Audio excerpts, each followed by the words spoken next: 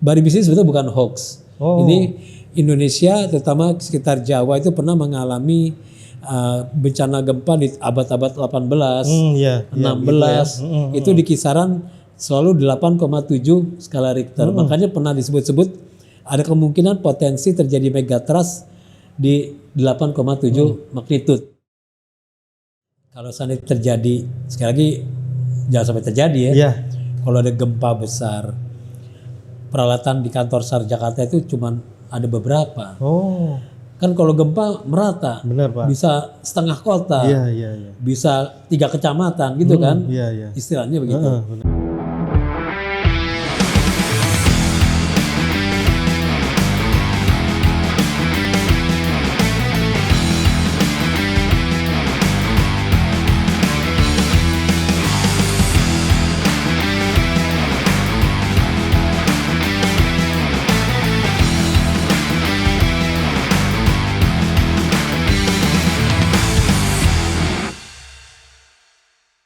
Assalamualaikum warahmatullahi wabarakatuh. Selamat datang di channel YouTube kami podcastnews.id. Ya, sobat Nas Podcast seluruh Indonesia. Kali ini kita bersama narasumber yang mungkin tidak asing lagi bagi masyarakat Jakarta khususnya.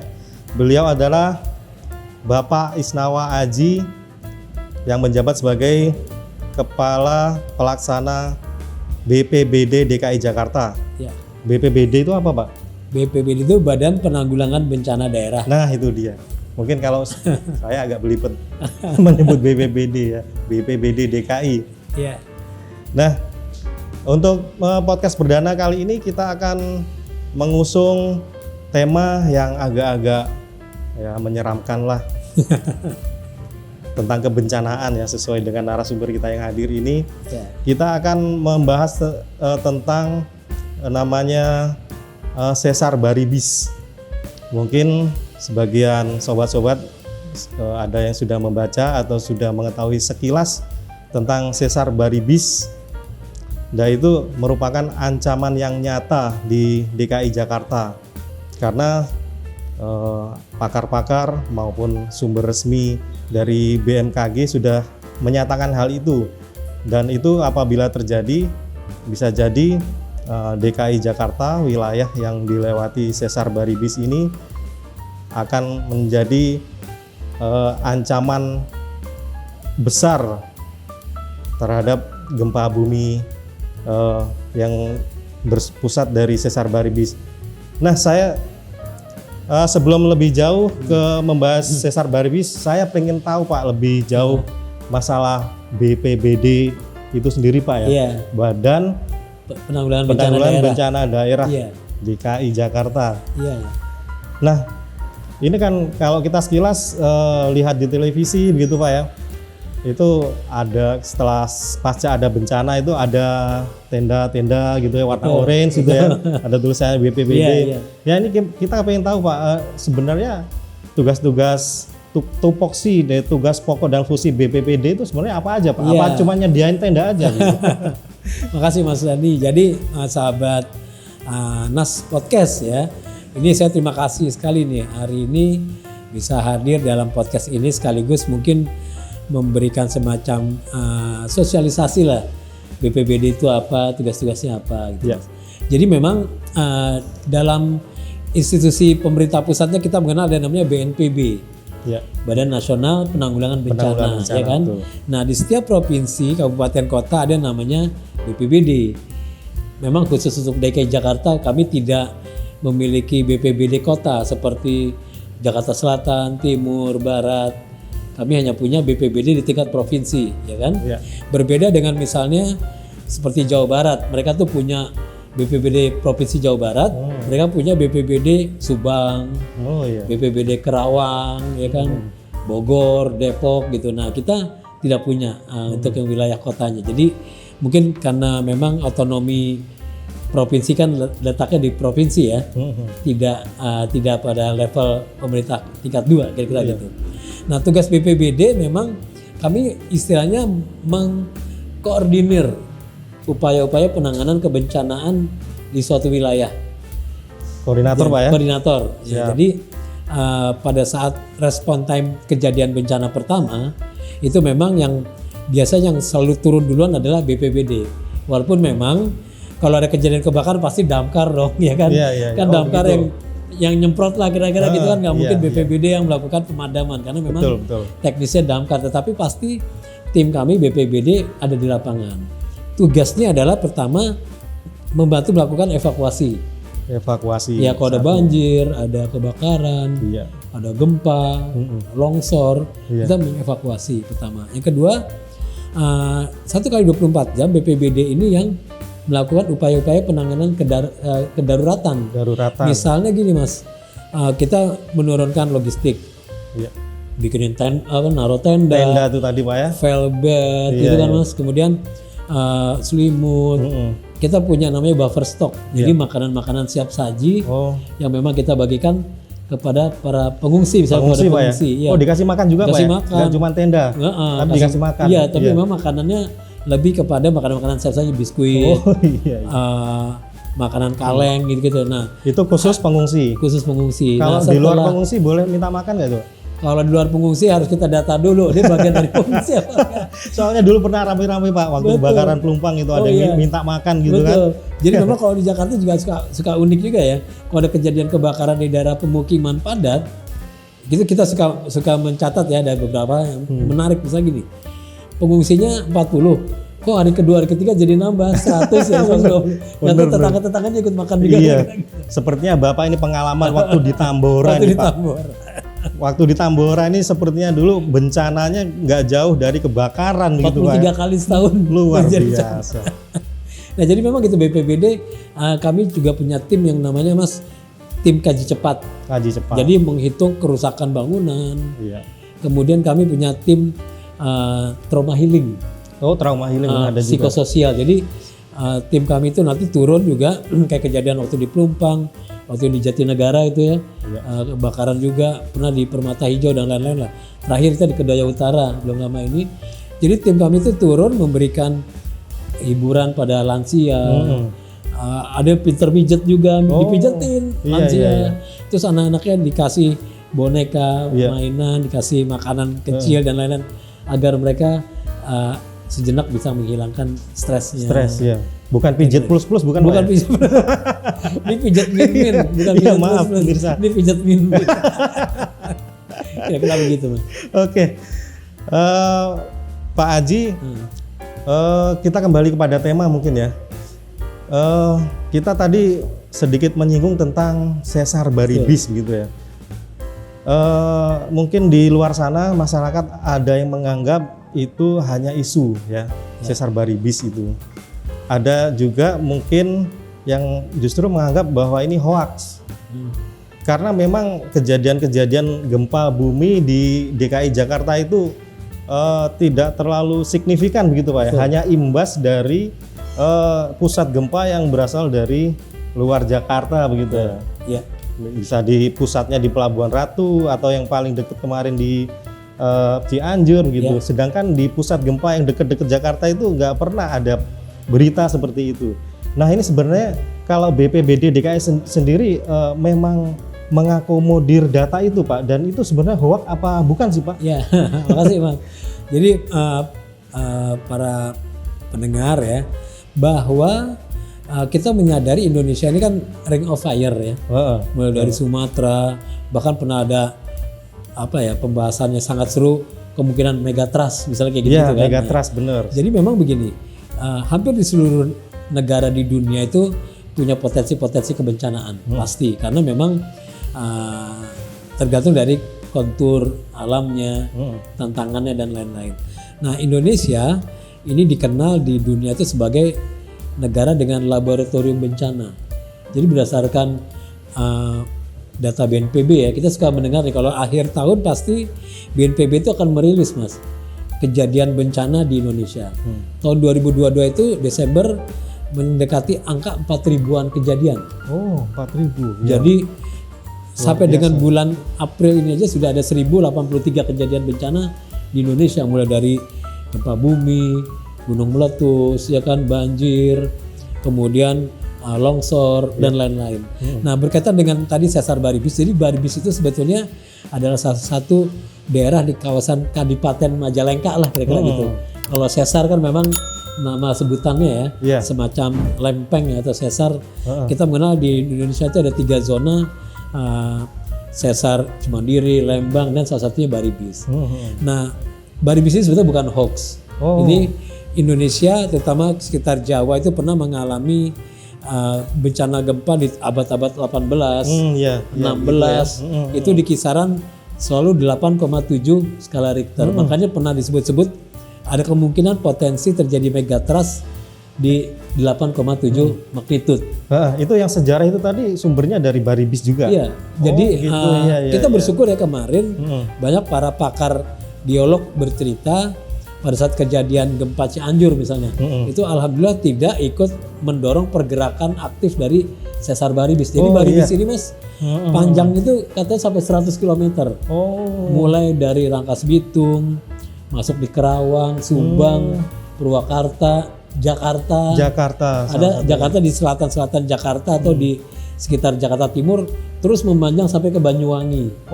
Nah, untuk kemarin pada saat kejadian Cianjur tidak ikut mendorong pergerakan aktif dari sesar ini. Ini tentunya kemarin yang menjadi pembahasan, dan memang sesar Baribis tidak terlalu dikenal ya, karena memang ini kan hasil studi juga, dan memang pernah terjadi di abad 1870-an. Ya kita sih berdoa jangan sampai aktif lagi. Amin. Gitu lah Mas Gamal. Iya. Tapi yang penting dari informasi tersebut sudah dipastikan itu hasil kajian ilmiah ya, bukan berdasarkan klinik, bukan berdasarkan isu, bukan. Dan BPBD DKI merespon itu ya Pak ya. Jadi memang saya tambahin Mas, pada saat kami BPBD yang mensosialisasikan sesar Baribis ini, itu juga sedikit menimbulkan banyak pertanyaan dari warga, terutama di selatan Jakarta. Apakah kami harus pindah Pak? Apakah kami harus mengungsi dari sini? Karena kita selalu menyampaikan begini, ya kadang kan bencana kan qadarullah ya, kita nggak ada yang tahu apa yang terjadi besok, minggu depan, bulan depan ya kan. Tetapi yang pasti banyak negara-negara di dunia seperti Jepang ya, karena memang frekuensi gempanya sangat tinggi. Nah, pemerintahnya itu sudah harus memberikan sosialisasi kepada warga bahwa kita harus hidup berdampingan dengan gempa. Karena anak-anak sudah harus dilatih mitigasi kegempaan, kantor-kantor dan lain-lain, sehingga pada saat kejadian gempa bukan kepanikan yang terjadi, tetapi mereka sudah bisa mensiasati apa yang harus diperbuat gitu. Ya, ini saya ingat Pak, belum lama ini ketika ada gempa Cianjur ya, peristiwa di gedung DPR sana juga ketika ada rapat ketika ada rapat dengan Ibu Kepala BMKG ya, itu beliau langsung responsif, langsung masuk atau berlindung di balik meja. Nah, justru kejadian itu ditertawakan oleh pimpinan sidang gitu. Nah, itu sampai pimpinan sidang ini peristiwa itu viral di media sosial, dan akhirnya jadi blunder karena pimpinan sidang artinya menjadi kritikan netizen gitu Pak. Nah, saya kembali ke Baribis sebentar Pak ya. Itu lokasi pastinya sudah diketahui nggak Pak? Misalkan di wilayah selatan Jakarta itu di mana gitu? Misalkan kalau di kecamatan mana atau kelurahan mana? Apa sudah bisa dipantau secara spesifik? Ya, jadi begini, secara spesifik titiknya yang pasti BMKG yang lebih memahami, termasuk juga dari Kementerian PUPR ya. Tetapi yang pasti gini, karena menyebutnya kawasan, jadi mereka menyebut misalnya sekitar Pasar Minggu Ciganjur, Depok, iya kan, masuk sedikit di Cipayung, masuk lagi ke Bekasi, masuk lagi ke Kerawang, kemudian masuk lagi ke Subang, dan terus sampai ke Banyuwangi. Tetapi memang mungkin bayangan saya kan crack ataupun patahan itu kan nggak selamanya mungkin besar ya, mungkin ada di kabupaten tertentu dia mengecil, mungkin hanya istilahnya rongganya tidak besar, mungkin hanya kecil, nanti di titik mana lagi mereka membesar lagi. Tapi memang tadi itu tidak seperti pipa yang dari ujung sampai ke ujung sama gitu kan, enggak kan, karena pasti bentuknya kan juga yang namanya crack ya, patahan-patahan itu kan mungkin dia masuk ke utara sedikit, ke timur lagi, masuk ke tengah lagi. Jadi memang tidak garis lurus, bukan, kira-kira begitu. Bener. Tapi ada potensi itu nanti yang disebut di media itu sampai terjadi gempa megatrust, itu potensi itu juga kemungkinan ada ya. Cuman kita nggak tahu kapan ya. Yang jelas kita memang harus selalu waspada dan tanggap bencana. Yang jelas kita jangan sampai bersikap seperti pimpinan sidang di Dewan tadi ya. Justru dia menertawakan seseorang yang justru tanggap bencana sebenarnya. Mengerti, nah ini mungkin kita tanya kepada ahlinya nih. Untuk warga, terutama warga Jakarta dan sekitarnya ya, untuk sebagai pelajaran bagi kita bagaimana kita bersikap yang benar ketika terjadi bencana gempa. Itu mungkin Pak Haji bisa berbagi tips Pak, gimana ketika tiba-tiba terjadi gempa nih di DKI, bagi yang di rumah, mungkin ketika adik-adik kita sekolah atau kuliah di kampus, atau bagi karyawan yang berada di gedung tinggi. Nah kita minta tips sama beliau yang ahli di bidangnya. Ya, gimana Pak Haji? Jadi begini para sahabat ya. Jadi pertama adalah pada saat kejadian gempa tentunya tidak boleh panik, ya kan? Karena kepanikan itu akan membuyarkan akal sehat kita. Kan pernah ada kejadian gempa malah lompat dari jendela, ya kan, malah meninggal dunia. Iya benar. Ya kan, mungkin gempanya hanya cuma sepersekian atau mungkin hanya 1-2 detik, tapi karena kepanikan lompat. Ya kan? Nah, padahal teman-temannya selamat. Teman-teman selamat, ini malah yang lompat itu. Kemudian gini, pertama panik, yang kedua jangan sampai panik ya, kita harus fokus. Kemudian jangan misalnya menggunakan lift ataupun eskalator, karena tidak boleh ya? Tangga. Padahal kita harapannya supaya cepat nyampe bawah gitu. Kadang-kadang kan semuanya apabila masuk ke dalam lift pasti akan terjadi misalnya listrik mati. Nah ini kan akan menimbulkan permasalahan baru. Betul. Akhirnya petugas damkar atau BPBD-nya harus berupaya membuka lift tersebut. Bapak Ibu, teman-teman mungkin bisa bayangkan kalau di lift itu berjubel ya, sumpek penuh orang, akan terjadi mungkin hipoksia, ya, dampak dari kekurangan oksigen. Ini bisa menimbulkan permasalahan baru misalnya di dalam lift tersebut. Jadi hindarilah menggunakan lift, tapi gunakan tangga, itu satu. Tangga. Makanya kami BPBD dengan jajaran Pemprov sudah ada program namanya asesmen gedung.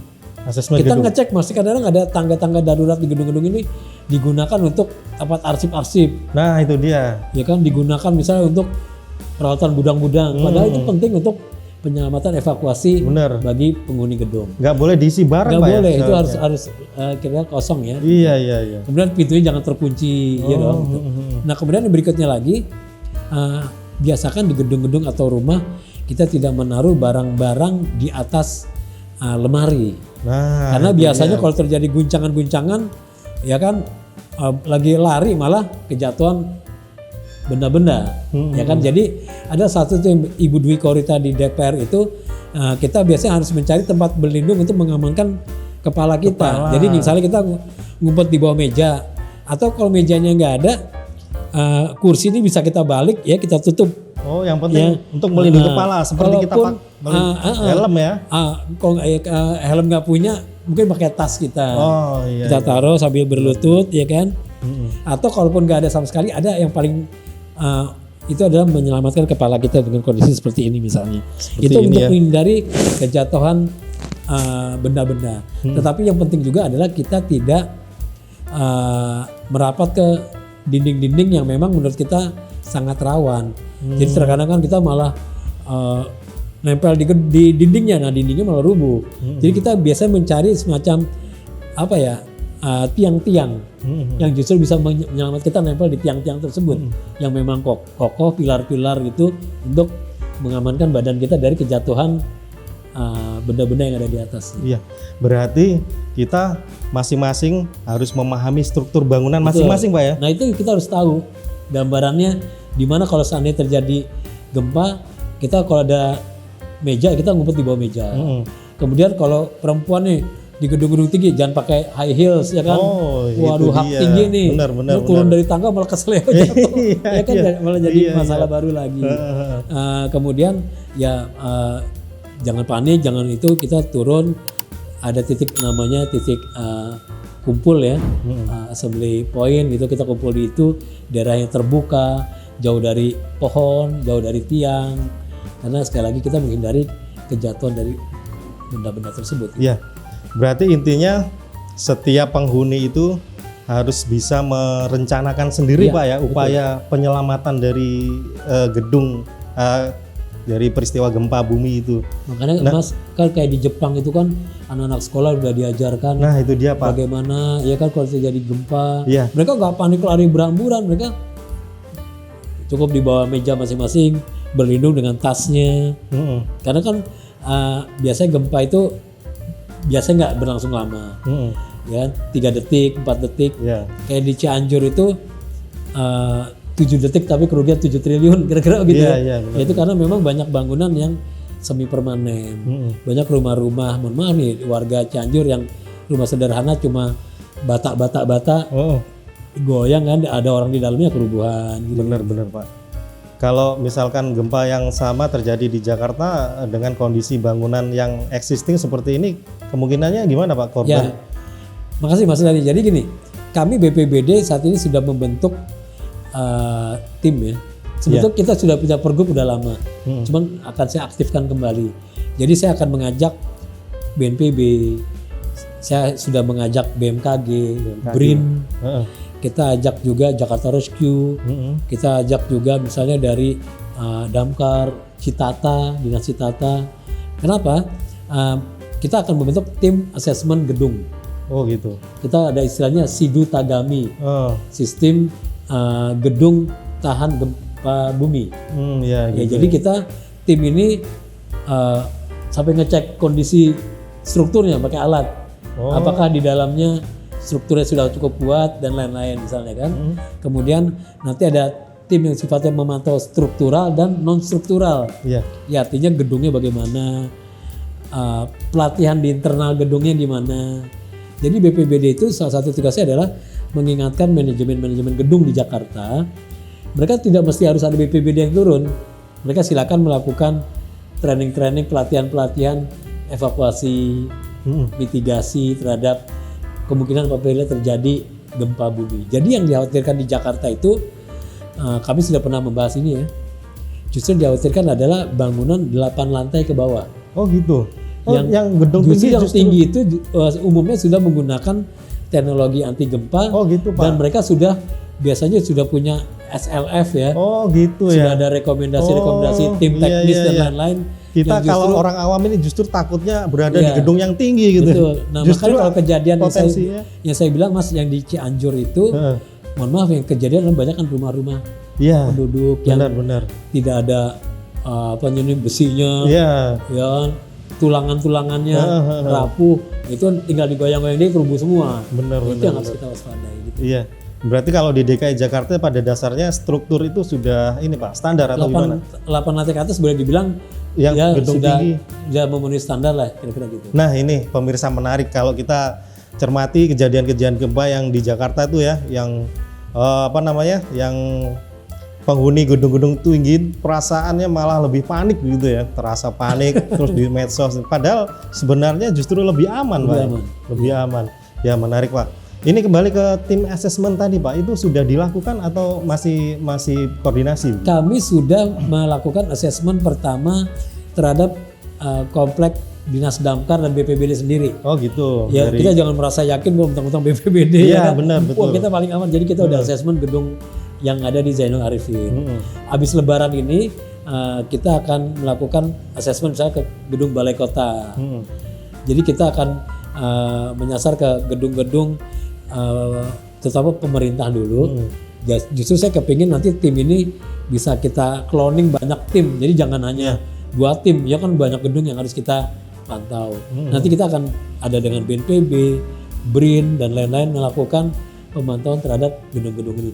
Bahkan menariknya kita baru mau launching aja sudah banyak gedung-gedung swasta yang minta. Oh banyak request. Udah, misalnya saya sebut misalnya Benar. ada Astra, Iya. ada Row dan lain-lain. Misalnya tuh mereka coba gedung kami dicek dong Pak. Nah itu menarik sekali. Iya menarik. kalau kita pengen tahu itu hasil assessment-nya itu seperti apa begitu? Jadi gini, banyak aspek sih ya Mas ya. Misalnya gini, dia melihat bagaimana kondisi struktur bangunannya. Ya. Kemudian bagaimana sistem kejadian penanganan kebakaran di gedung itu. Jadi dong, aparnya bagaimana, jaringan airnya bagaimana, listriknya bagaimana, ya kan? Oh, sekalian kebakaran juga ya? Jadi tidak hanya gempanya, kebakarannya juga semuanya betul-betul gedung itu dicek. Apakah tempat jalur evakuasi tadi tangganya clear and clean apa enggak, titik berkumpulnya gimana, dukungan terhadap mediknya gimana, ya kan? Pada saat kejadian kan orang banyak di bawah. Nah ini harus ada tim di internal manajemen gedung itu yang bisa melakukan upaya-upaya penanganan pertama. Mereka punya ambulan, tim medis, jadi semuanya sangat komprehensif. Termasuk juga mengingatkan misalnya para penghuni tidak melakukan kegiatan-kegiatan yang bisa memicu terjadinya bencana di gedung, ya kan? Mungkin masak atau ditinggal kompornya atau bagaimana, itu kan habit ya, perilaku memang harus dididik terhadap para penghuni bangunan. Masak mie instan biasanya Pak ya. Di situ. Nah tadi kan ada request Pak ya, itu gimana, dilayani atau masih dievaluasi atau bagaimana? Gini, BPBD ini kan kita istilahnya mensosialisasikan berbagai bentuk mitigasi kebencanaan. Sebetulnya kami sudah berjalan 10 tahun ini selalu memberikan sosialisasi. Kami punya namanya program SMAB, Sekolah Madrasah Aman Bencana. Jadi kita turun ke sekolah-sekolah ngajarin anak-anak lagi tuh pelatihan kegempaan. Oh itu udah dilakukan bagaimana cara memadamkan api, misalnya nggak pakai apar tapi pakai karung basah. Kemudian bagaimana kalau terjadi longsor, bagaimana kalau misalnya terjadi kebakaran dan lain-lain. Itu sebenarnya kita sudah turun. Seingat saya itu kita sudah menjangkau lebih dari 300 sekolah di Jakarta. Oh begitu. Tetapi memang permintaan banyak sekali, ada rumah sakit, gedung-gedung perkantoran. Jadi tim kami tuh hampir setiap hari turun memberikan training pelatihan-pelatihan. Tidak hanya di Jakarta Mas. Diundang sampai ke Surabaya, ke Kalimantan, ke Bandung, ke Semarang. Jadi memang BPBD DKI ini luar biasa juga. Luar biasa sibuk ternyata. Kalau kita yang dipaparkan Pak Haji tadi di luar negeri, di Jepang gitu ya, anak-anak sekolah sudah bisa melakukan mitigasi secara mandiri.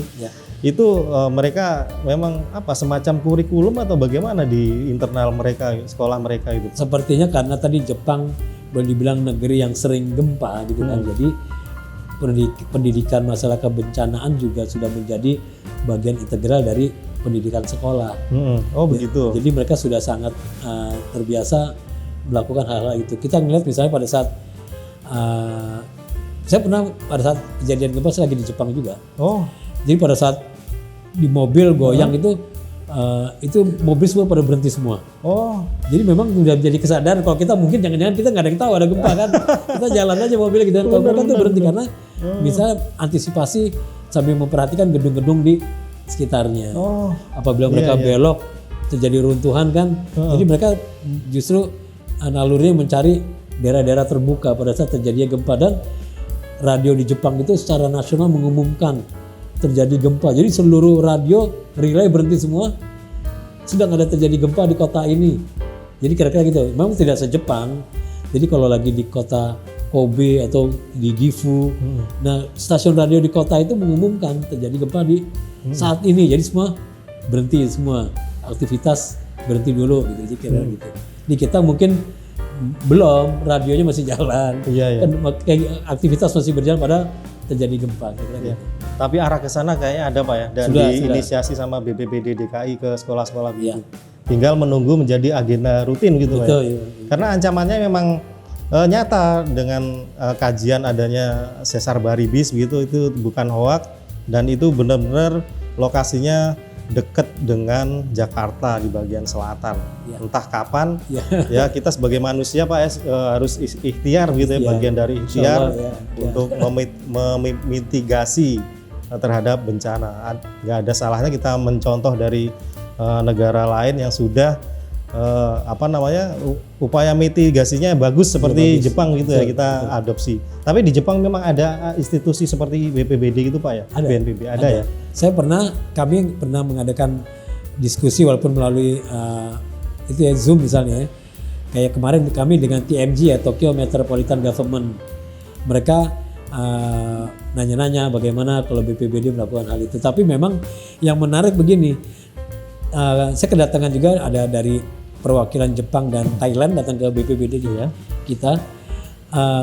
Ada satu hal yang membuat mereka tertarik dengan Indonesia, dengan Jakarta, dengan BPBD, salah satunya adalah tingkat partisipasi lembaga organisasi masyarakat sangat bagus di Jakarta. Oh iya, begitu ya. Jadi saya mau cerita Mas Dhani, para pemirsa, kami punya namanya Forum Pengurangan Risiko Bencana, FPRB. Nah itu beranggotakan lebih dari 50 organisasi dan anggotanya sekitar 5.000 sampai 8.000 orang di Jakarta saja. Iya. Mungkin teman-teman suka dengar misalnya ada gini, Dompet Duafa, Oh iya. Palang Merah, Palang Merah. ada Wahana Visi, ada Jakarta Rescue, ada Menwa. Jadi mungkin kita pernah dengar pada saat kejadian, misalnya dulu tuh ada waktu saya kecil tuh kecelakaan kereta di Sudimara dulu ya, benar? Iya, begitu. Tabrakan gitu kan, iya. korbannya meninggal banyak. Benar. Itu yang banyak bergerak duluan itu relawan-relawan. Relawan, Pak. Walaupun nanti Palang Merahnya datang, Dinas Kesehatannya datang, TNI datang, Polri, tapi relawan-relawan kita sudah bergerak duluan. Saya teringat juga waktu saya pernah camping dengan teman-teman relawan di Sukabumi. Mereka bercerita, kami Pak yang sampai duluan pada saat kejadian pesawat Rusia yang nabrak di Gunung Gede Benar, itu. Sukhoi, Pak. Sukhoi. Iya, Sukhoi. Nah itu kejadian kalau nggak salah mau maghrib atau gimana Mas, kalau nggak salah ya. Iya, sekitar itu sore. TNI Polri-nya, mungkin TNI baru datangnya besok pagi, itu relawan itu pada saat baru kejadian 1 jam kemudian mereka sudah bergerak malam itu sampai di lokasi dan sangat miris juga ya mendengar mereka ikut memindahkan, udah bukan jenazah lagi karena udah terbakar, memindahkan kulit-kulit orang yang nyangkut di pohon-pohon, kira-kira gitulah. Nah itu artinya mereka tertarik dari luar negeri itu betapa relawan-relawan Indonesia ini luar biasa jiwa pengabdiannya. Iya, Pak. Dan itu bukan tidak ditemukan ya.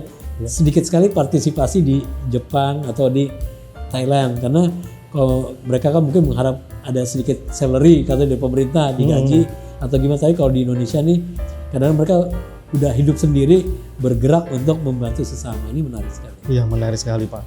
Dan di DKI Jakarta sendiri kita kembali kepada ancaman dari sesar baribis itu sendiri.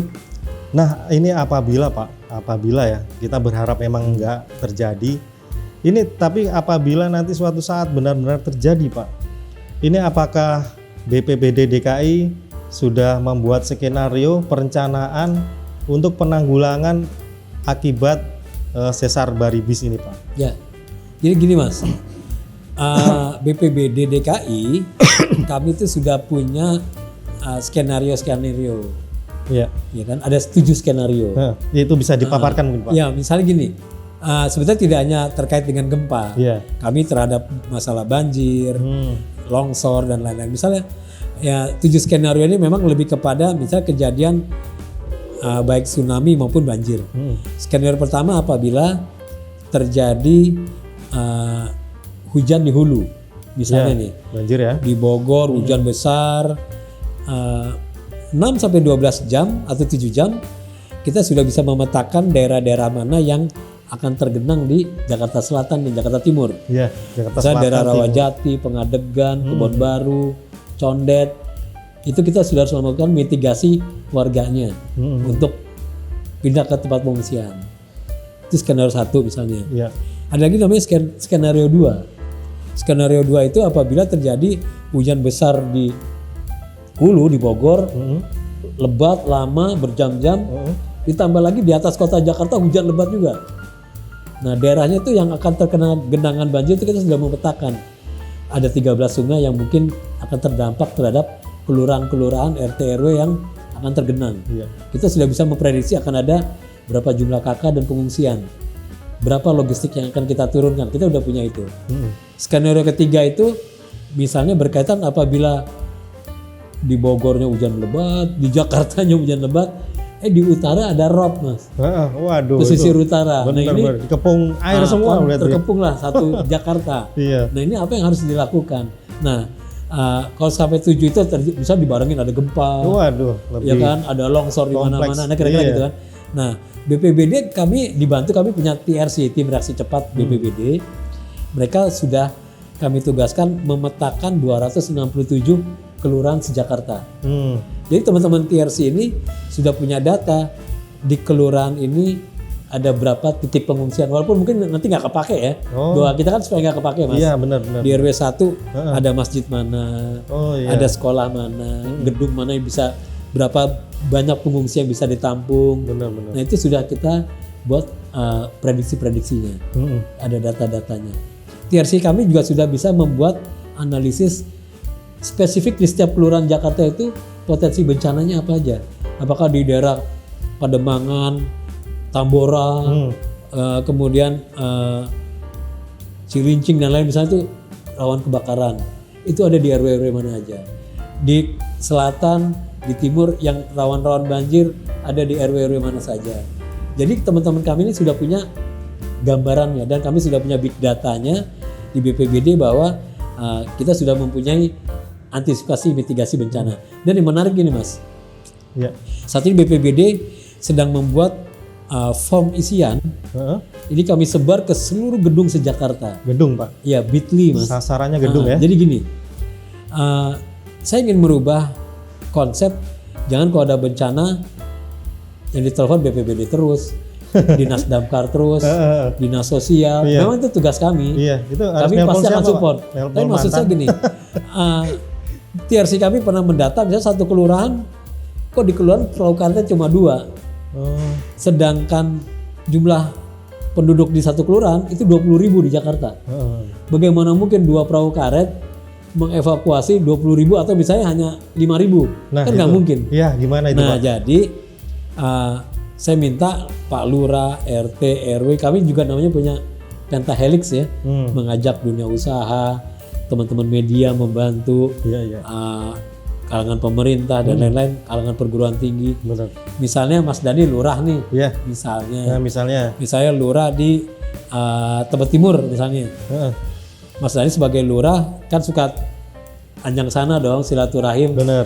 ke Warga. Benar. Mas Dhani ngeliat nih ada mall nih. Mas Dhani ketemu manajer mallnya sambil kayak gini nih ngopi-ngopi nih ya kan. Iya. Kayak dinas kopi kita nih ngopi-ngopi kan. Ada kopi wedang kopi ya kan. bener. Kopi jahe dan Iya, lain gitu kan. kopi Nah, wedang. sambil ngobrol Mas Dhani negor saya nih pimpinan mall. Bos, mall punya perahu karet nggak? Wah kita nggak punya. Oh. Beli dong. Iya. Nggak saya minta deh buat simpen di mallnya. Beli 2 atau 3. Oh gitu ya? Iya buat kami data. Kalau mall udah punya. Oh. Nanti Mas Dhani sebagai Pak Lurah datang lagi ke gedung, misalnya ada kementerian. Walaupun nggak ketemu Pak Menteri ya. Iya. Mas Dhani kan lurah, ketemu menteri jauh juga kan gitu. Saya seget ntar, Pak. Mas Dhani ketemu mungkin sama kepala bironya Iya. atau kabaknya. Kantor kementerian ini udah punya apa aja di data. Iya. Oh kami punya tim medis, kami punya ambulan, kami punya perahu karet di data lagi. Jadi sebagai lurah muter-muter di kelurahan saya itu ada potensi sarana prasarana apa aja. Oh. Kan Mas Dhani jangan punya komplek marinir di situ. Iya. Dicatat dong marinir punya berapa perahu karet. Iya. Jangan-jangan di situ ada gedung PMI. PMI punya berapa perahu karet kan itu kan. Iya. Nah, sebagai lurah Mas Dhani ini udah tahu, oh ternyata di kelurahan saya ini ada perahu karet ada 15. Nah, jadi kalau ada kejadian apapun, seluruh kolaborasi itu dioptimalkan untuk turun membantu Benar. penanganan kebencanaan. Jadi jangan PMI lagi ditelepon, Benar. BPBD lagi. Nah, kita menggerakkan seluruh potensi-potensi Potensi itu yang yang sedang kita optimalkan. Dan itu sudah dilakukan, Pak ya? Sudah, kita Itu- melakukan pendataan. Ada percontohan, Pak. Ini titik mana yang bisa terakomodasi dengan baik? Bisa, misalnya gini, ada salah satu kelurahan di Menteng misalnya. Menteng, Pak. Ya Menteng itu kan mereka gedung-gedung perkantoran, ya kan. Tidak hanya gedung Mas. Jadi pernah saya perhatikan ada masjid yang punya ambulan, Oh, iya. ya kan. Ada gereja yang punya ambulan. Ada paguyuban kedaerahan loh, paguyuban Sunda ada yang punya ambulan. Paguyuban masyarakat Batak di Jakarta misalnya mereka punya, atau partai politik. Ya dong, mungkin ada salah satu parpol punya ambulan. Ambulan jenazah. Walaupun itu punyanya parpol gitu Iya, ya Mas, benar. tapi Iya. kan mereka bisa kita gerakan untuk membantu dalam hal mitigasi kebencanaan. Saya rasa di Jakarta sudah mulai banyak yang sudah mulai kita petakan untuk, jadi kalau simulasi kebencanaan jangan di tingkat wali kota lagi. Iya. Sekali-sekali camat atau lurahnya mengadakan simulasi mengukur kekuatan potensi yang ada di mereka. Iya, termasuk gedung tadi Pak, perusahaan itu ada yang bersedia untuk beli perahu karet itu. Iya itu. Ada ya? Ada. ya? Mereka sudah kita berikan gambar karena gini, pada saat terjadinya banjir besar kan dia juga harus mengevakuasi karyawannya. Oh iya. Karena kalau nunggu dua perahu karet dari kelurahan ya remuk ya kan. Ya kedodoran kita membereskan itu. Iya. Atau misalnya gini Mas, tidak hanya perahu karet ya. Misalnya ada orang kaya, ada dermawan, ada donatur. Benar. Mas Dhani misalnya pengusaha nih, ditemuin sama Pak Lurah. Pak Lurah jangan mintain duit, ntar jadi kayak THR ya kan. Iya. Mau lebaran minta THR. Pak, Bapak ntar bantu ya kalau ada, mohon maaf nih kalau ada bencana Pak. Mungkin Bapak naruh duit di supermarket besar. Bapak bilang ke manajernya sewaktu-waktu bencana tinggal keluarin ya berasnya, susunya. Iya. Jadi nggak mesti beli barang taruh di gudang. Jadi udah standby dengan. Nah itu bagus kalau seorang lurah, camat itu banyak kolaborasi yang sudah terbangun itu. Jadi sekali lagi tidak mesti harus menunggu dinas sosial. Iya benar. Kalau kita sih tetap turun bantu, tetapi benar. gerak cepatnya di wilayah itu kira-kira gitu. Tapi koordinasi untuk sekedar mengingatkan itu supaya benar-benar berjalan itu selalu Pak ya, selalu terjadi koordinasi. Kami belum lama BPBD melakukan pelatihan Mas kepada seluruh lurah di Jakarta. Iya. Kita ceritakan peran dia sebagai manajer bencana. Nah itu Jadi dia jadi pilotnya, wah leadernya, benar. menggerakkan gini. Nah itu yang namanya konsep lurah sebagai manajer kebencanaan. Dia tahu persis apa yang harus saya lakukan di wilayah saya. Saya punya kekuatan apa aja. Nah itu. Iya. Tadi dikatakan sudah memetakan titik-titik evakuasi atau titik-titik pengungsian gitu Pak. Itu titik-titik pengungsian itu multifungsi nggak Pak? Nggak sekedar bencana banjir yang memang sering terjadi di Jakarta ya. Nah termasuk ketika terjadi gempa atau misalnya gempa besar yang timbul dari sesar baribis ini. Betul. Itu, apa titik-titik memang dipermanenkan? Iya, sebagai... titik itu kita permanenkan. Oh gitu ya. Jadi istilahnya mungkin Pak Lurah nanti bikin SK ya kan, penentuan titik-titik lokasi pengungsian apabila terjadi bencana secara umum. Iya. Kebakaran, gempa, banjir di titik-titik itu gitu. Benar. Nah ini dia. Kan Bapak cerita tadi bahwa di Indonesia itu solidaritasnya tinggi Pak ya ketika terjadi bencana. Tapi di satu sisi mungkin kalau benar-benar terjadi bencana begitu mungkin kalau nggak diatur lalu lintasnya itu akan crowded gitu Pak ya. Seperti kita ketahui yang di Cianjur kemarin ada relawan, kemudian ada sedikit confuse atau kebingungan ini barang saya ini mau ditaruh di mana begitu. Terus kemudian ada pihak donatur yang ingin menyumbangkan barangnya itu akan di drop di mana misalkan. Ada lagi pihak lain yang ya termasuk wartawan ya. Media begitu, dia mencari data ini harus kemana gitu. Nah ini kembali lagi ke skenario BPBD DKI Jakarta apabila terjadi bencana itu manajemennya itu akan seperti apa Pak untuk menampung seluruh stakeholder yang ingin terlibat dalam penanggulangan bencana gitu. Pasti memang begini Mas Dhani, yang harus juga kita pahami. Pada saat awal terjadinya kejadian bencana besar pasti semua mengalami shock ya. Karena memang itu sesuatu unpredictable kan. Kaget kan, kayak di Turki gitu kan. Berapa provinsi kan gitu kan. Betul. Pasti memang saya bisa memahami di awal-awal akan terjadi kebingungan, kekacauan karena memang apalagi melibatkan kejadian yang skala yang sangat besar. Ya kan, korban yang sangat besar. Nah, sebetulnya di situ peran dari seorang pimpinan kepala daerah harus bisa mengambil alih komando, apa itu Pak Bupatinya, apa itu Danremnya, Kapolresnya, ya kan dari awal itu sudah harus bisa bikin command center Pak ya, gitu kan, bikin posko terpadu. Nah jadi di luar itu digerakkan semuanya untuk jangan menerima bantuan masing-masing, ya kan. Kemudian ada yang mengatur relawan penempatannya di mana. Ini kan terkadang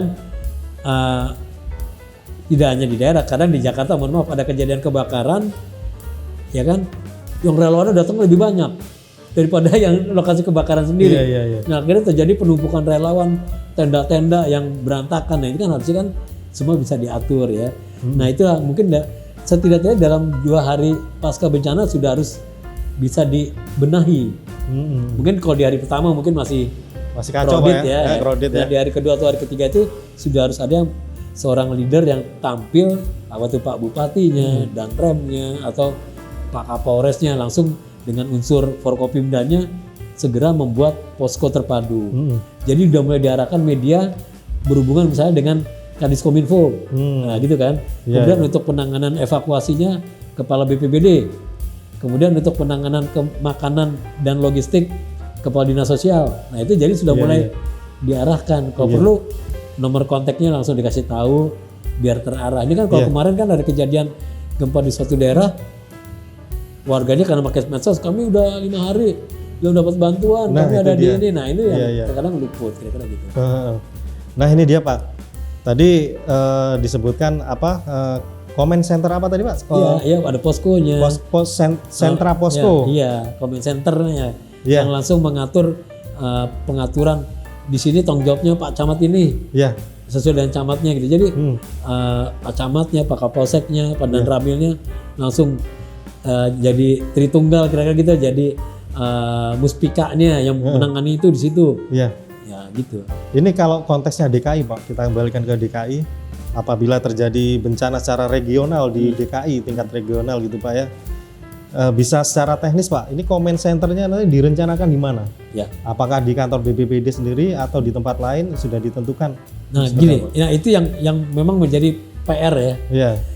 Saya kemarin mengangkat masalah satu berkaitan dengan frekuensi radio aja Mas. Kecenderungannya informasi dari teman-teman TRC, dari relawan, kalau ada kejadian bencana di mana frekuensi radionya itu masing-masing. Oh gitu. Polisi ada, iya benar. Padahal itu sangat penting Pak ya. Seharusnya saya melihat ada pelajaran yang harus kita ambil pada saat kita pernah mengalami Jakarta blackout ya. Iya benar. Berapa tahun yang lalu kan? Benar. Itu hampir 8 jam itu tidak ada komunikasi. Iya. Lampu merah berhenti, handphone nggak bisa dipakai, ya kan? Untung nggak ada kejadian apa-apa di Jakarta, ya kan? Nah, saya bilang, saya sedang ingin menyatukan persepsi, Mas. Apabila nauzubillah min dzalik nih Jakarta kejadian gempa atau bencana besar, semua provider mati. Nah, kita harus punya satu frekuensi yang kedaruratan yang pada saat kita kontak itu terkoneksi dengan TNI, Polri, jajaran kesehatan, relawan. Biasanya itu menggunakan mungkin radio-radio analog ya, yang seperti Orari, teman-teman Rapi yang punya itu kadang malah berfungsi dibandingkan yang teknologi digital yang mungkin terganggu, menaranya roboh, sinyalnya putus. Nah ini terkadang harus kita antisipasi seperti itu. Berarti nanti ada usulan untuk satu frekuensi kedaruratan gitu. Itu dia yang kita harapkan. Iya, itu masih usulan Pak ya?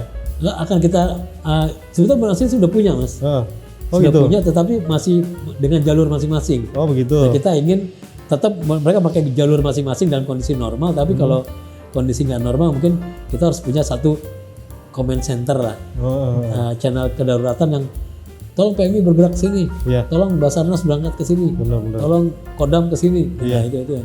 Jadi semuanya terpantau dalam satu komando gitu Pak ya. Jangan sampai nggak ada komunikasi, kita nggak tahu di sana udah ada yang turun belum. Di sana udah turun belum gitu kan? Benar juga, dan itu memang harus benar-benar dipersiapkan. Ya kita berharap BPBD DKI benar-benar menjadi leading sektor dalam hal ini. Karena ya kembali ke sesar baribis tadi, ancaman sudah ibaratnya udah saintifik, udah nyata, tinggal kejadiannya kita wallahu alam kita nggak tahu, tapi upaya untuk mitigasi harus dipersiapkan sedini mungkin gitu Pak. Bahkan Mas Denny saya tambahin ya, gini, kalau tadi Mas Denny jadi lurah, warganya Pak Lurah kan profesi macam-macam nih. Iya. Ada yang dokter, ada yang perawat, ya kan, ada bidan dan lain-lain. Bahkan menurut saya ini tadi kalau Lurah sebagai seorang manajer bencana, Pak Lurah itu punya data di RW ini yang jadi dokter siapa aja, di RW ini jadi perawat siapa aja, di RW ini yang kerja di lembaga kemanusiaan siapa aja. Itu data itu penting. Apabila mohon maaf tadi ini terjadi bencana, banjir, gempa atau apa, kita bisa minta tolong mereka itu bergerak untuk membantu di wilayah kita. Wilayah sekitarnya. Nah, jangan mereka nggak jadi dokter malah diam. Iya. Jadi perawat malah nggak berfungsi. Iya. Kan sebetulnya tenaga mereka bisa dimanfaatkan untuk membantu. Nah itu penting menurut saya. Benar, Pak. Ada satu lagi biasanya kalau ada kejadian bencana itu kepedulian saudara-saudara kita di luar daerah untuk menyumbangkan untuk meringankan korban bencana itu tinggi. Termasuk yang kemarin kita tahu masyarakat Minang dari Sumatera Barat gitu menyumbangkan 1 ton atau berapa ton rendang ya demi untuk saudara-saudara yang terkena bencana. Nah ini ya di Cianjur, di Gunung Semeru juga pernah kejadian seperti itu. Terus di luar Jawa saya lupa pernah mau memantau berita seperti itu. Dan itu memang rendangnya diperebutkan, Pak. Diperebutkan. Nah ini sebaiknya seperti apa, Pak, untuk memanage donatur-donatur yang memberikan bantuan bencana itu? Ada saran dari BPBD DKI misalkan itu ada kejadian di DKI, sebaiknya seperti apa, Pak, donatur ini? Jadi gini, tadi kami kan punya forum pengurangan resiko bencana. Ya mungkin mereka nanti bisa melink and match-kan potensi-potensi itu, ya kan? Kemudian juga kita bisa memanfaatkan misalnya ketua-ketua paguyuban, ya kan? Dari mereka kita harus punya kontak person nih. Contoh kejadian waktu saya jadi wakil wali kota Jakarta Selatan, kejadian pandemi COVID. Itu dari perwakilan Provinsi Jateng itu ngontak saya, Pak ini gimana Pak? Ada mahasiswa kita dari Provinsi Jawa Tengah yang tinggal di mes, ya kan? Nah, karena kami di Satgas COVID waktu itu kan, kita turun dengan tim kita melakukan upaya asesmen terhadap menjaga lah mahasiswa jangan sampai jadi gini, kita berikan APD, ya kan, kita vaksin. Nah, itu kan penting. Jadi komunitas-komunitas itu bisa menginformasikan kita. Karena kalau kita nggak dikasih, kita kan nggak tahu juga ada berapa mahasiswa Jawa Tengah yang ada di Jakarta saat itu yang ada di mes. Nah itu kan penting juga. Jadi saran saya memang solidaritas ataupun kesetiakawanan itu masih harus dikembangkan. Ya kan, rasa kepedulian, saling membantu. Nah itu menurut saya hal yang sangat penting juga. Bahkan Mas, ini saya tambah nih, kami punya program namanya singkatannya Abang Monas. Wah, apa itu Pak? Abang Monas. Abang Monas ini terinspirasi jadi gini Mas. A-nya itu singkatan dari Ayo. Bangnya itu menyumbang. Monasnya itu mainan dan boneka untuk penyintas. Jadi gini Mas, pengalaman saya nih sebelum masuk BPBD, kalau ada kejadian banjir, kejadian kebakaran, ya kan bencana kira-kira gitu di Jakarta. Iya benar. Tim BPBD cuma turun, menghibur, nyanyi-nyanyi, udah selesai. Setelah saya pelajari, ini kayaknya di rumah-rumah di Jakarta ini banyak loh yang pada punya mainan, boneka udah nggak kepake Mas. Anaknya Mas Dani mungkin ada yang kuliah, udah kerja, di gudang masih banyak mainan yang nggak kepake, mau dibuang sayang. Mendingan sumbangin ke BPBD. Bisa itu Pak. Ini udah berjalan Mas se Jakarta. Kami mainan itu kita bersihkan, kita kumpulkan, buku cerita, mungkin pakaian layak pakai, ada sepatu. Benar. Jadi kalau kemarin kejadian di Cianjur, tim trauma healing kita turun nih dengan truk kita menghibur anak-anak kecil, kita kasih boneka. Begitu. Kita kasih sepatu. Kita kasih tas. Itu sumbangan dari banyak komunitas di Jakarta. Benar. Kemarin kejadian di Kedoya, kejadian di Pelumpang. Mungkin teman-teman bisa lihat nanti di websitenya BPBD. Jadi kalau mau nyumbang nggak apa-apa juga, karena itu akan kita salurkan juga ke mereka. Ini mungkin sebagian masyarakat yang belum tahu ya, ini kabar menarik bahwa tidak disangka-sangka ya bahwa barang-barang seperti mainan juga boneka, diperlukan untuk penanggulangan bencana gitu, trauma healing Pak ya, buat anak-anak korban ya mungkin. Dan itu bisa dilakukan sewaktu-waktu Pak. Misalkan ke BPBD ada warga yang pengen nyumbang mainan anak-anak gitu, bisa bahkan misalnya gini Mas Dani, satu komplek perumahan ngumpulin dulu deh selama sebulan. Iya. Kumpulin di masjid atau di gereja atau di balai warga gitu kan. Udah banyak, tinggal telepon BPBD, ntar kita yang jemput pakai truk kita. Bener. Ambil, Karena informasi yang selama ini kita terima, kalau nggak sembako, itu apa namanya, pakaian gitu ya, pakaian layak pakai, ternyata mainan juga sangat dibutuhkan. Jadi Mas Dhani, tim saya ini, TRC saya ini luar biasa. Mereka kemarin di Cianjur itu sampai ikut mengevakuasi 14 jenazah. Oh, 14 jenazah. Waktu di Palu ada sekitar 17 jenazah. Jadi ikut memindahkan jenazah juga, menghibur warga, memberikan bantuan, kayak gitu-gitu. Iya. Oke, Pak Haji, ngomong-ngomong, kita bisa cicipin dulu ini. Ini dari Nas Kopi, saudara kembar kita. Ada kafe ya. Mungkin Ini kalau habis minum ini ngobrol bisa sampai subuh nih. luar biasa nih, kita coba Pak. Wah, masuk anginnya hilang nih.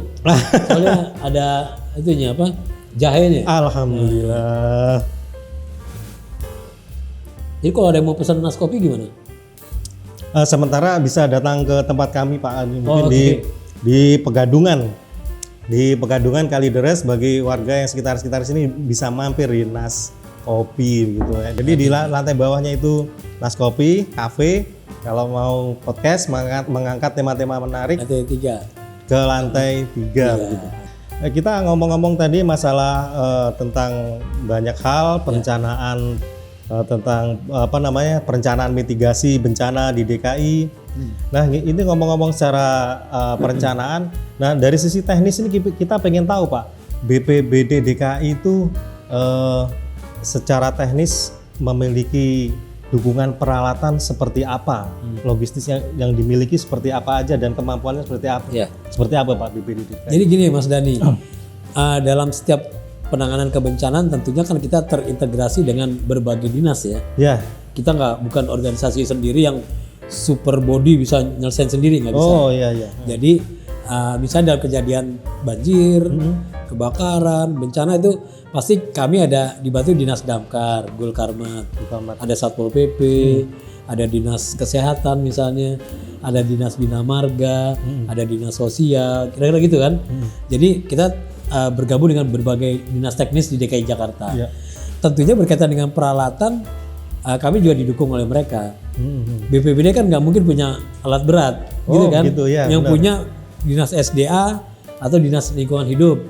Jadi kalau misalnya, mohon maaf nih, ada kejadian, mohon maaf Bang, bisa kejadian gempa, Ya. bangunan runtuh, Iya.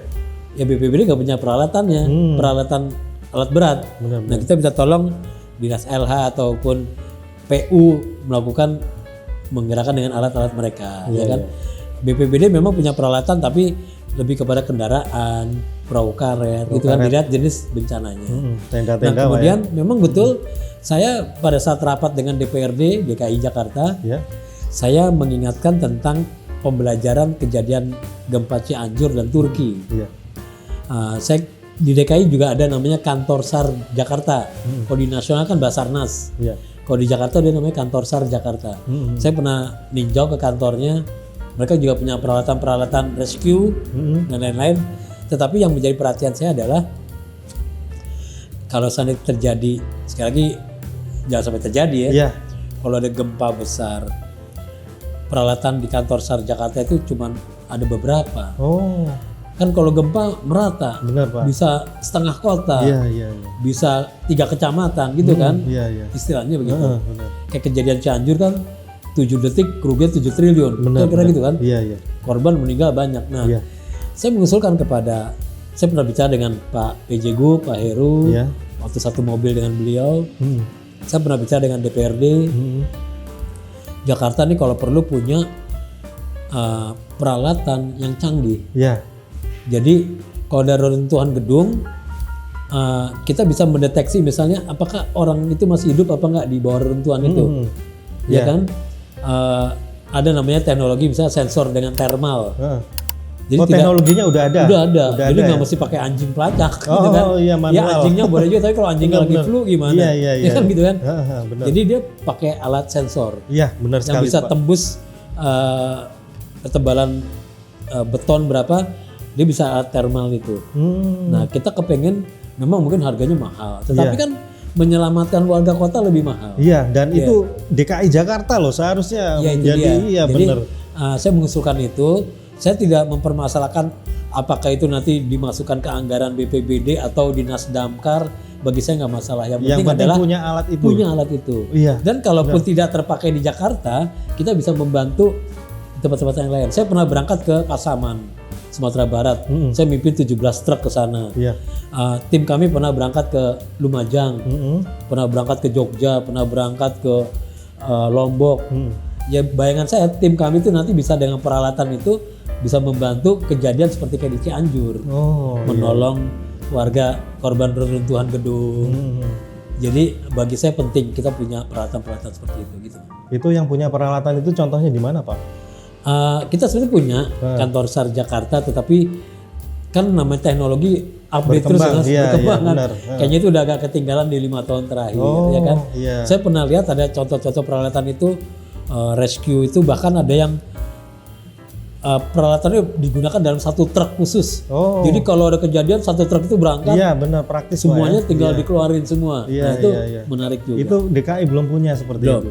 belum. Dan mohon maaf Pak, ketika Bapak mengusulkan di DPRD maupun di pimpinan Bapak itu respon beliau-beliau bagaimana? Ya Pak? mereka menyadari itu penting. Karena kan gini, kalau nanti Jakarta nggak jadi ibu kota, Jakarta tetap jadi kota perdagangan dan jasa. Benar. Kalau namanya kota perdagangan jasa internasional kan pasti investor akan ngelihat bagaimana ketangguhan kota Jakarta menghadapi bencana. Betul sekali. Ya kan jangan sampai megah tempat bisnis tapi kalau ada kejadian bencana babak belur nggak bisa nanganin. Nah itu investor lari semua. Nah mungkin sudah berpikir sampai ke arah situ. Gitu. Itu sudah direncanakan Pak, kapan akan diadakan alat itu Pak? Saya mengusulkan sih semoga kalau bisa tahun ini tahun depan.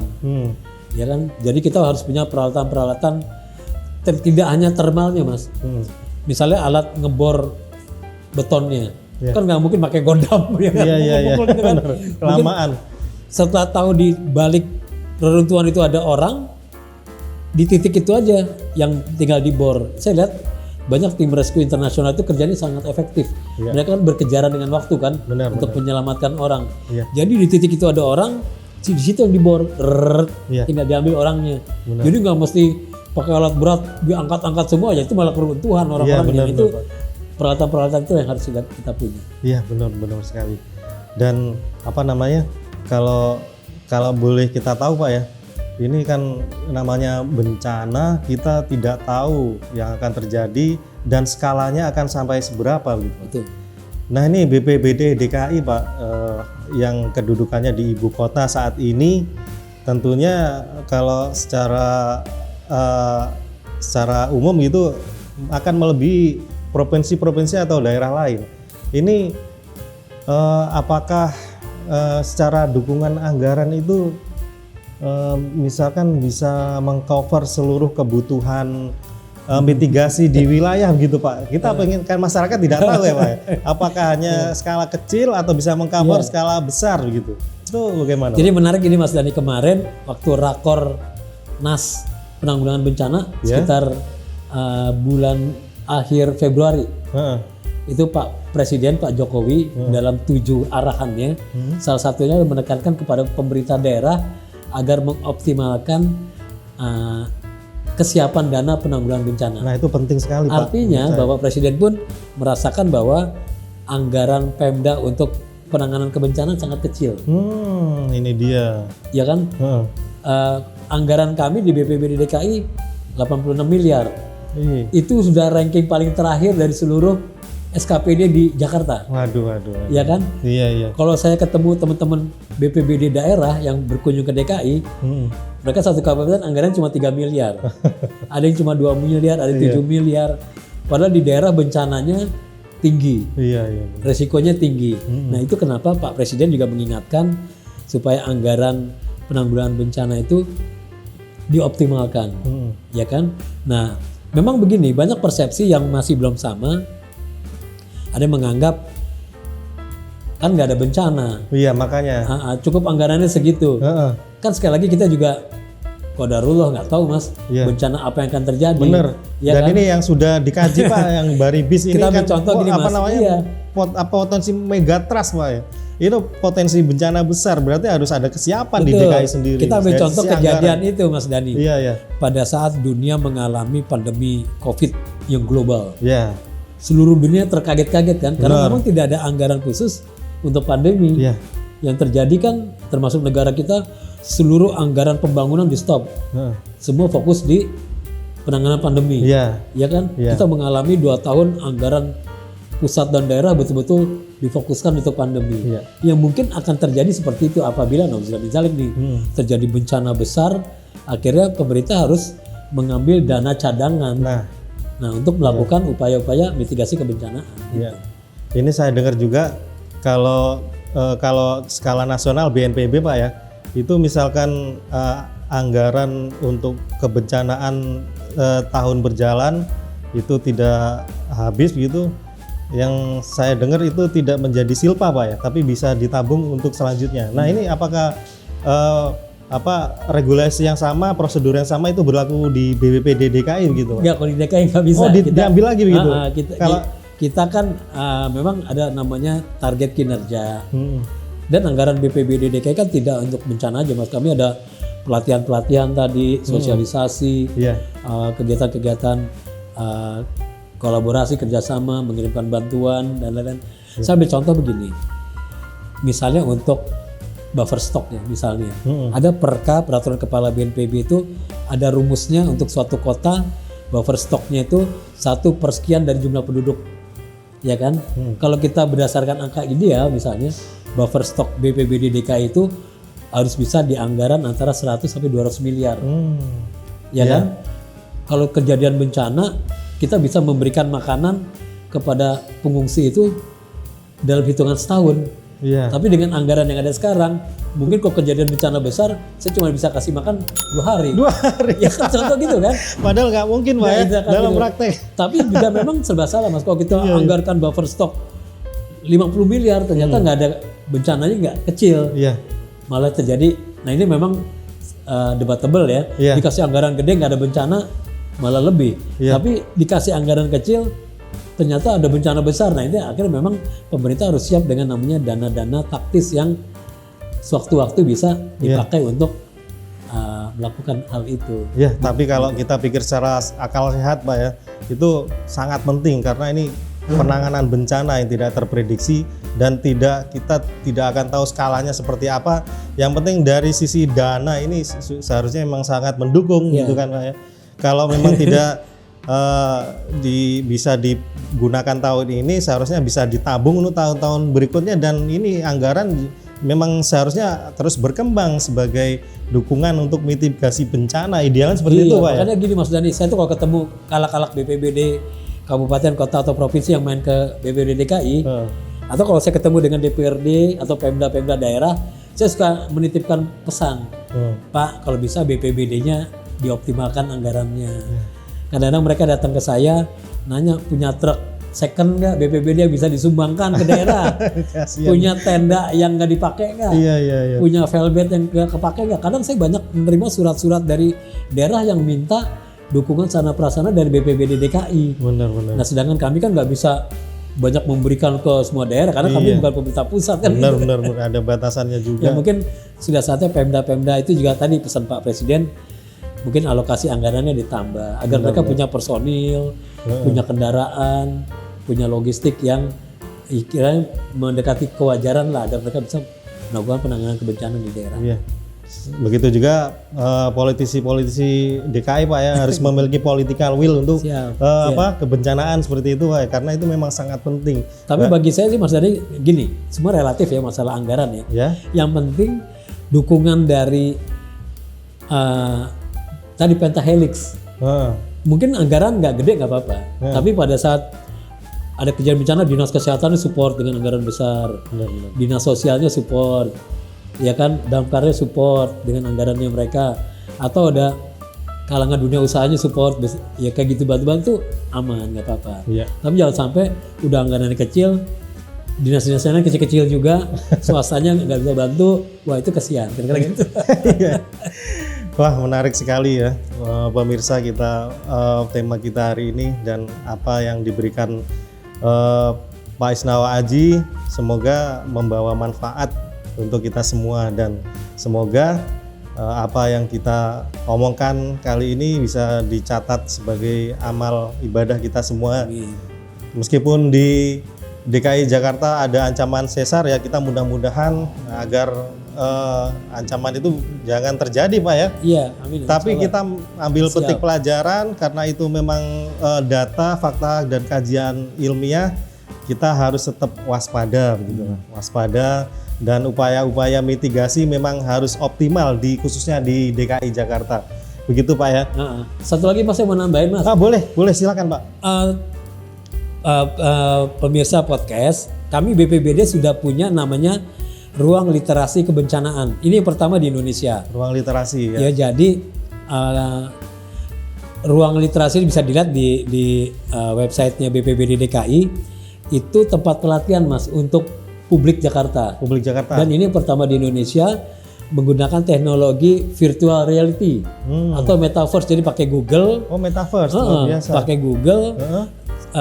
Ada ruang P3K, ada ruang pemadaman kebakaran, ada ruang banjir kalau penanganan banjir, ada ruang mitigasi kalau lagi ada kebakaran, ada ruang trauma healing kayak gitu-gitu ya. Jadi saat ini sudah ada 1.700 pengunjung yang datang menggunakan aplikasi, setiap hari 50 orang. Jadi anak-anak SD misalnya datang, mereka dikasih PR mengobati pasien yang terluka. Mereka menggunakan Google, kacamata itu virtual. Mereka dilatih untuk bagaimana ngambil kapas, ngambil perban, ngasih obat merah, membersihkan luka pasien. Begitu. Nanti ada skornya. Ya. Nanti masuk lagi di ruangan yang satu lagi, ada seakan-akan ada api, pakai apar dia menyemprot. Nah itu. Kemudian ada perahu karet yang kondisinya seperti beneran, lagi banjir karena pakai tadi kan kacamata itu kan. Iya benar. Harus menolong orang yang di atas atap. Itu harus mendayung. Nah itu seperti Kidzania, tapi ini lebih kepada materi-materi kebencanaan. Jadi saya persilakan pemirsa podcast mungkin mengisi aplikasi, mau lihat itu boleh datang ke kantor BPBD DKI. Itu langsung datang atau melalui aplikasi Kita dulu? pakai aplikasi, tetapi kalau kunjungan sifatnya khusus ya biasa ada anggota DPRD atau ada dari kedutaan yang datang, kita berikan ya istilah keistimewaan lah untuk mengunjungi itu. Iya. Itu mendekati kenyataan Pak ya, menggunakan simulasi. Itu betul-betul beneran kayak kita lagi nolong orang gitu loh. Padahal itu cuma boneka, tapi seperti beneran kita nolongin orang. Luar biasa ya. Oke, mungkin cukup sekian dulu.